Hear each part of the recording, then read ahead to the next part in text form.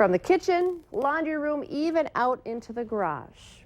You might have some hidden dangers in your home that you don't even know about. Last year, 3 million phone calls were placed because of poison problems. Valley News Team's Ashley Bishop is joining us this morning, talking with the experts about ways you can prevent unintentional poisoning, something they're really focusing on all month long. Ashley? Good morning, Kyle and Lisa. That's right.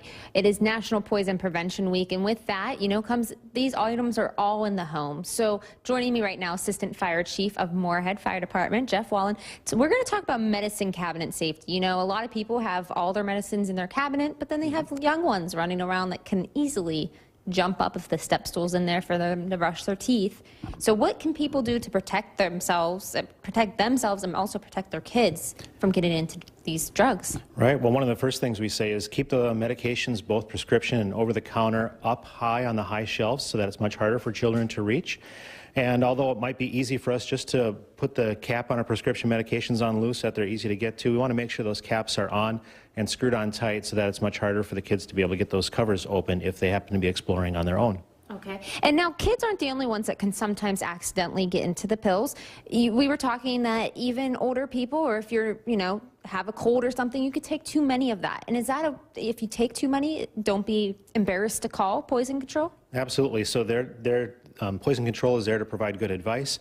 Anytime you're going to do anything other than the recommendations on the pill bottles themselves or the packaging, make sure and check with the nurse line or poison control about that. So even taking too much ibuprofen can lead to permanent liver damage, and mixing medications, when we're trying to mix multiple pain relievers, they can have cumulative effects too. They can build up and cause more damage. So make sure you check before you're going to do anything other than what's recommended on the bottle, or if you're going to try to mix medications at home.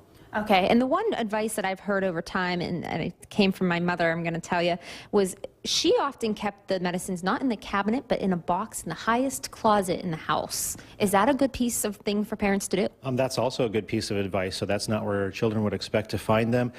Kids like to emulate their parents. So if they see mom and dad taking pills, there are times they want to play grown up and do the same thing too. So if the pills aren't there in the first place, that can eliminate that hazard altogether. And if you have prescription medications you're no longer taking, go ahead and get rid of those. It's removing one other possibility for that poisoning. And both the Moorhead and the Fargo Police Departments offer a secure and anonymous prescription donation program. So right there in the lobbies, you can deposit those medications 24/7. It's anonymous. You don't even have to talk to a staff member to do that. Okay, that's a great piece of advice. We have more information on valleynewslive.com. You can click on this story, tips to help yourself protect your family and your little ones in your home. Coming up this morning, we're going to have more to it. We're going to mix some poisons here and see what can happen.